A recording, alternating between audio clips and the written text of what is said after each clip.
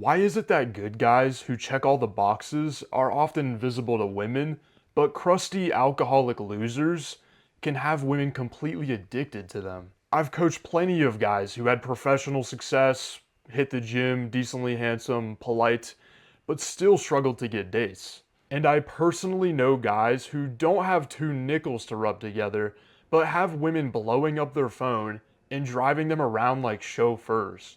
And the reason's not because they smell bad or can't afford rent, it's because they have three traits that turn women on that good guys don't have. Number one is they understand attraction isn't generated from being good. Many good guys think that being polite and kind entitles them to attraction. So they try to be a good dude, but when they continually get flaked on, it creates some frustration. They might even have some thoughts like, what's wrong with these modern women? Don't they see I'm a great guy? Maybe I should get a passport and find a wife in the Philippines. What they don't understand is that they're unknowingly using kindness as an attraction mechanism. And the best way I can describe it is that instead of giving with their kindness, they're trying to take with their kindness. So just imagine that you won the Powerball for $100 million. Now, suddenly, old friends and third cousins come crawling out of the woodworks for a piece of the pie. They call you up on your phone and then act like your best friend, employing manipulation tactics. Hey man, did I ever tell you that you inspired me so much when I was younger? Hey man, remember that time we threw frisbee at the park? And you know that the only reason that they're being kind to you is because you have something of value that they want. And then you'd hang up the phone on them, right? So now imagine you're a girl who just went through puberty. Now you're 18 and hot. And men of all ages seem to want to be your best friend out of nowhere one day. You know that they're just trying to get the $1 million value between your legs. Okay, women aren't dumb. They've been hit on by 1,000 men, so they can see the charade. But what if you're genuinely a good person with morals and you don't have these people pleasing tendencies? Well, it just means that you're a good person with good morals. It's not a certificate for being attractive. So, broke degenerates understand that attraction is based on value in taking ballsy action, not being nice. Being nice is just a plus. They know that there has to be something in it for the girl. In the same way, there has to be something in it for them, right? They're not just gonna go marry any old girl, right? Now, you might ask, well, what value could a broke degenerate have that I don't have? I mean, check out my new watch, dude. It's blinging. Check out my new interior design. But the thing is, value isn't based on material things. Women aren't designed to be attracted to objects. That's just not how they're evolutionary programmed. A girl can't sleep with a car. Women are designed to be attracted to certain qualities in men, like the ones I teach on this channel, and the qualities that bad boys have, which I'll lay out in the next 2 points.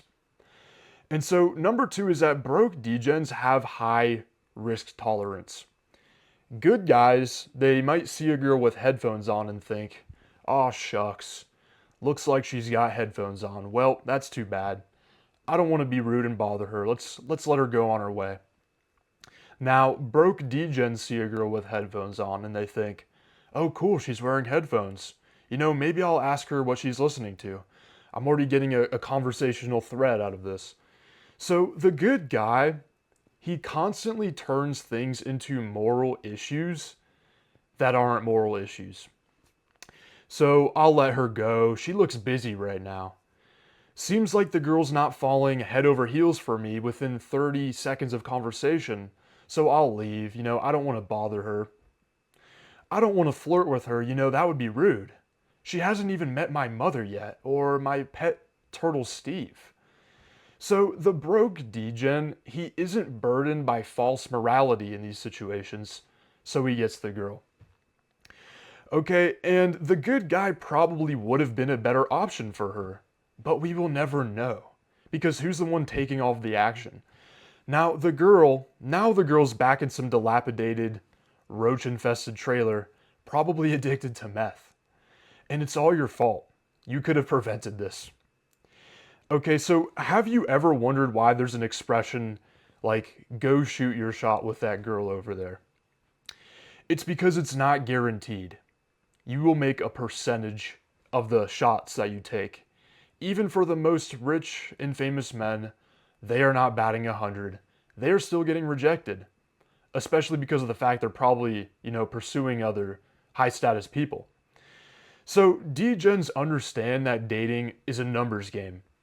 They understand that every rejection gets them closer to a single experience that could literally change their life. Like, for example, if you were a virgin, let's say, and you'd sort of had this monkey on your back about never having intimacy, and sort of all your friends had it, and you felt kind of left out, it could really weigh on you. Like, I feel that. Now, one single interaction could change everything. It could start a relationship with a girl that could even lead to marriage. It happens all the time. My dad actually met my mom in a bar. I would not exist right now if my dad did not take a risk inside of that bar that fateful day. So that's why I preach this stuff. Now, all of that's great to understand risk taking and the concept behind it. But what if you have severe anxiety and it's hard for you to really take that, first step and to say hi? The good news is that approach anxiety and nervousness in conversation is entirely curable to a level where it feels like you're just excited. You just get a little bit of an excited feeling when you see that attractive girl. I personally used to tremble at the mere thought of approaching a woman. Even thinking about it would make me start sweating. Like, I was a complete nerd loser with actual social anxiety. Like, I was in the chess club, I was in the math club, I played Minecraft, all of it. I was addicted to video games growing up. I would spend 8 hours of time on my computer. In high school, I started using alcohol and drugs to cope with anxiety. I tried therapy, I even tried antidepressants at one point. Sauna, meditation, exercise, sunlight, healthy food, everything. I tried everything, okay? Then I went through something that I call an on ramp process. See, no one had led me through an actual action taking process ever in my life. So the way it works is sort of like, imagine that you're growing up in the hood where there's a bunch of violence. Now, when you're very young, you might see somebody, get beat up or something, and you'd be horrified.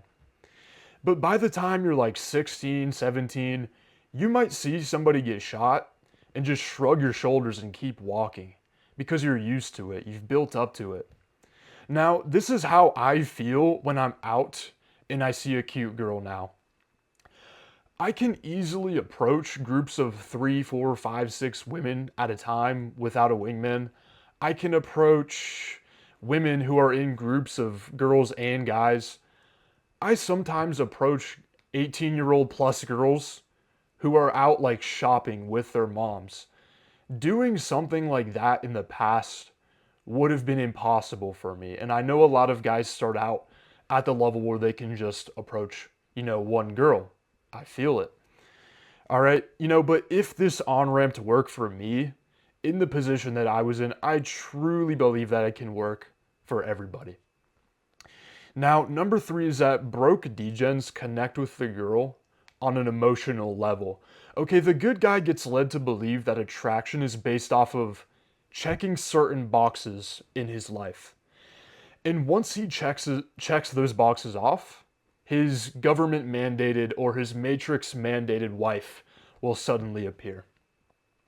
So he does the work Jim Holmes cycle for years, becoming serious, trapped in his head, and logical. One day, he's feeling especially good at the gym. He just bought a new rug from IKEA. And he decides to talk to Becky with the yoga pants that he's always seeing at the gym. He talks to Becky about this project that he's working on at home. He's building a new deck. He talks about how the weather lately has been holding him back. And man, how prices for materials have gone up recently. Quite inconvenient, he says.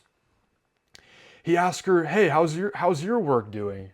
How long have you been doing that? Oh, where'd you go to college?" and he starts grilling her like a Gestapo policeman in 1933 Berlin. He can't believe it. He's absolutely killing it. The conversation seems to just keep going on and on.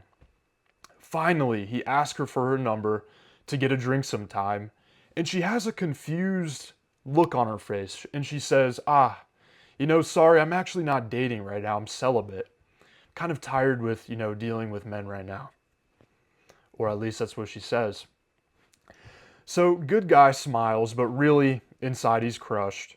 He exchanges pleasantries and he slinks back to the Cable Row machine, listening to Alice in Chains. Now, good guy, he sees broke D-Gen walk into the building. That ugly fuck. Broke D-Gen doesn't have a house, and he just hitchhiked to the gym. He spends his days playing Guitar Hero and his nights at local bars and clubs, hitting on chicks. Good guy sees broke D-Gen walk up to Becky, and in his mind he's thinking, yeah right, this bum. What does this guy have? He doesn't even have Gymshark spandex on. And he thinks he's gonna get Becky? Yeah right. And then so good guy, he does another set on the machine. Then he looks over at Becky and D-Gen, and he sees Becky looking up at D-Gen with sort of like a glint in her eye. She touches his arm and laughs a little as he says something to her. D-Gen then pulls out his phone and hands it to her, and she starts typing something in on his phone. Good guy thinks, well, she must have just needed to Google search something really quick. It's nothing. But then Becky hands D-Gen back his phone, gives him a hug, then gives him a little wave, turns away smiling, and goes back to the leg press to work on those quads. Wow, those quads are amazing. And good guy at this point is fuming. He can't believe this just happened. After all the work he did to think about it. The student loans, the perfectly curated IKEA furniture. And Becky's gonna go with this bum? Okay, so the reason that this happened, guys, is because the D-Gen learned how to connect with women on an emotional level, and he learned how to flirt. And now, when I first learned of the idea of flirting with women, I thought it was gay, quite frankly. Like, flirting? Isn't that just for girls? Isn't that for a girl who, plays with her hair? But it turns out I just didn't know what it was or how to do it properly. So this is something that creates sexual tension, which is that feeling that when you're talking to a girl and you sort of feel aroused and you can tell that she's turned on, so it's mutual, and it's an awesome feeling if you've ever experienced it. So a lot of it's nonverbal. It's like the way you look at her, touch her, or the way you position her body. And part of it's verbal. It's like the ideas that you convey that sort of have sexual undertones and start to activate her mind in certain ways. So I recently coached a guy who is a software engineer, and he had great professional success, decently handsome, but still came to me going on absolutely no dates when he came to me. And he could hold conversations with women okay, but whenever he got a phone number from a girl, she would always flake. And he didn't know why this was happening. I knew why this was happening, so I taught him how to create masculine-feminine polarity through flirting. I gave him some exercises to practice with so that he'd be ready for the field. And then he went into the field and he tried it out. And he told me that when he tried this, it was sort of like a light switch flipped because he instantly saw that he was connecting with women in a much different way than he was before. Now, if you're a guy who checks a lot of the boxes, you can sort of talk to women, but it's not really leading to romantic connections. I want to invite you to apply for my mentorship. I created a system that's helped even 35-year-old virgins and 5'4" Asians to create amazing dating lives and really rock star levels of confidence. If you would like my direct help with becoming the guy who always has dates coming up, click the link below this video, book a free strategy session, and I'll talk to you soon. That's all for today.